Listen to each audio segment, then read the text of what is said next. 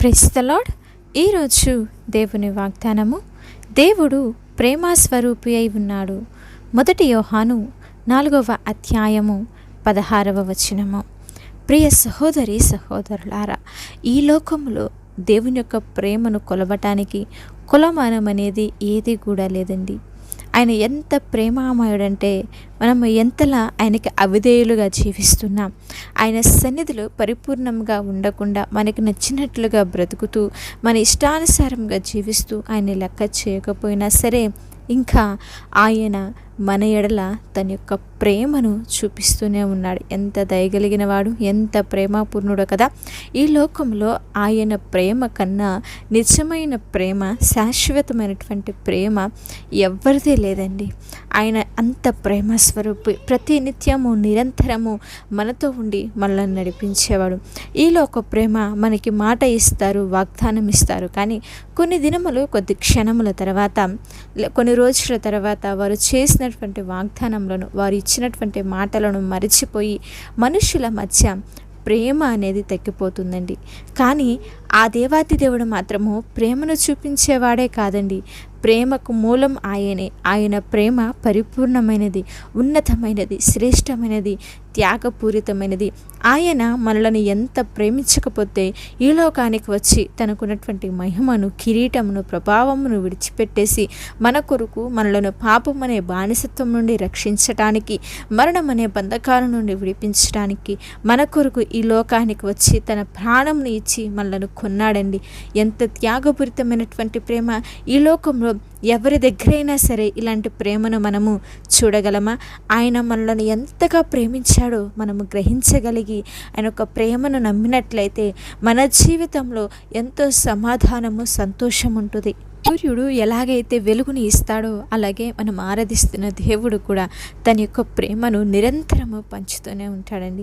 ఆయన మన ఎడల చేసే ప్రతి పనిలో కూడా దేవుని యొక్క ప్రేమ మనకి కనపడుతూనే ఉంటుంది.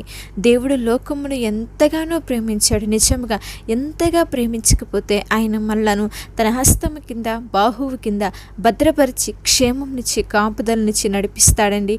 అంత గొప్పది ఆయన యొక్క ప్రేమ. అందుకే గ్రీకు భాషలో ప్రేమకి అగాపే అని వాడబడింది.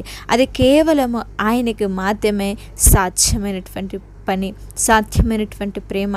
ఈ యొక్క ప్రేమ మన నుంచి ఏ ప్రతిఫలము కూడా ఆశించదండి. మనము పాపులముగా ఉండగానే మనల్ని రక్షించడానికి తన కుమారుడైన యేసుక్రీస్తుని పంపించడం ద్వారా ఈ యొక్క ప్రేమ నిరూపించబడింది. ఈ యొక్క లోకపు ప్రేమ పరిస్థితులను బట్టి మారిపోతుంది. నీ దగ్గర ధనం ఉన్నప్పుడు, లేకపోతే నీ దగ్గర అన్నీ ఉన్న పరిస్థితుల్లో నీతో ఉంటారు, కానీ నీ దగ్గర ఏమీ లేవనుకోండి, శ్రమలలో ఉన్నావనుకో, వారు చూపించే ప్రేమించే విధానము, వారు నీ పట్ల చూపించే విధానము కూడా మారిపోతుంది. కానీ దేవుని యొక్క ప్రేమ మన ప్రవర్తన మీద కాకుండా ఆయన యొక్క స్వభావం మీద ఆధారపడి ఉంటుందండి. మనము త్రోసివేసిన, మనము దూరముగా వెళ్ళిపోయినా ఆయన మనలను విడవక, ఎడబాయక ప్రతినిత్యము శాశ్వతమైన ప్రేమతో ప్రేమిస్తూ నడిపించుచునే ఉన్నాడు.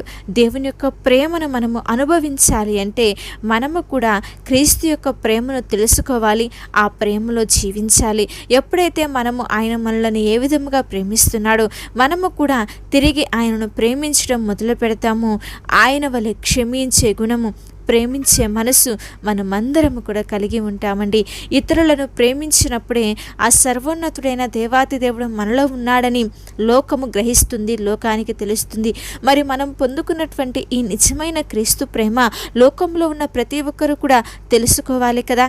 మరి ఆయన ప్రేమాస్వరూపి అని తెలిసినప్పుడు ఆయన దగ్గరకు రావటానికి మనకి భయం ఎందుకు? మన జీవితాలలో పరిస్థితులు బహు భయంకరంగా, కఠినంగా ఉన్నప్పుడు ఆయన ప్రేమస్వరూపి కదా.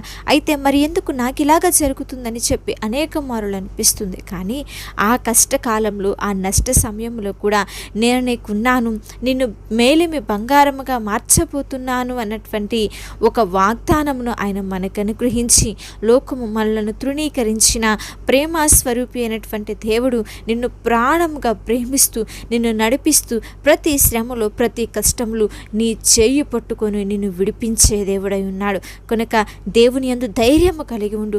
దేవుని ప్రేమ నీలో ఉంటే, నీ మాటల్లో ఉంటే, చేతుల్లో ఉంటే ఇతరులు కూడా ఆయన యొక్క ప్రేమను తెలుసుకుంటారు. ఏ విధంగా అయితే మనము ఆయన నిజమైన రక్షకుడిని గ్రహించి ఆయన ప్రేమను పొందుకొని సంతోషముగా ఉన్నామో, మనతో ఉన్న ప్రతి ఒక్కరు కూడా, రక్షింపబడని ప్రతి ఒక్కరు కూడా ఆయనే ప్రేమకు మూలమని, ప్రేమకు ఆయనే శాశ్వతమైనటువంటి వాడైనటువంటి విషయము ప్రతి ఒక్కరు గుర్తుపెట్టుకొని ఆయన ప్రేమను తెలుసుకొని ఆయనలో ఉండులాగిన లోకానికంతటికీ కూడా క్రీస్తు యొక్క ప్రేమను తెలియచేస్తూ ఆయన నిజదేవుడని ప్రకటించుదాము.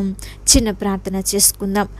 ప్రేమ స్వరూపమైన దేవా, కృపామయుడా, సర్వోన్నతుడా, సర్వశక్తిమంతుడా, మహిమ కలిగిన రాజా, అతి శ్రేష్టమైన ఘనమైన మీ నామమునకై స్తోత్రములు చెల్లించుచున్నాము దేవా.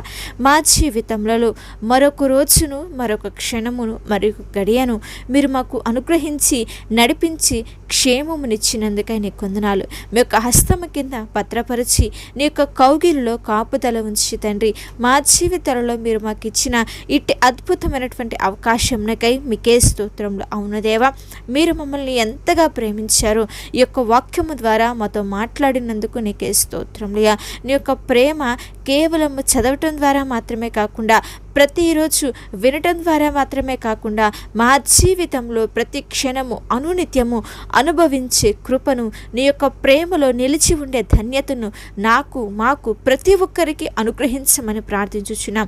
మా యొక్క హృదయాలలో నీ యొక్క ప్రేమను నింపి మేము కూడా ఇతరులను ప్రేమించే వారంగా, నీ వలె క్షమించే మనస్సును కలిగి, నువ్వు ఎంత ప్రేమమయుడివో మా చేతుల ద్వారా, పనుల ద్వారా, మాటల ద్వారా నీ యొక్క సువార్తను ప్రకటిస్తూ దేవా, నిన్ను గురించి తెలియచేసే వారిగా ఉండుటకు నీ కృపను మా అందరికీ అనుగ్రహించి, ఒకరి ఎడల ఒకరము సహోదర ప్రేమ ఐక్యత కలిగి జీవించే కృపను దయచేసి నడిపించమని మా ప్రభును ప్రియరక్షకుడైన యేసుక్రీస్తు వారి నామంలో అడిగి వేడుకొని ప్రార్థించుచున్నాము తండ్రి, ఆమేన్. అలాగే మీ యొక్క ప్రార్థన అవసరతలు మాకు తెలియచేసిన ఎడల మేమందరము కూడా మీ గురించి ప్రార్థిస్తాము. దేవుని ఉన్నతమైన కృప మీకు, మీ కుటుంబాలకు తోడై ఉండి నడిపించు.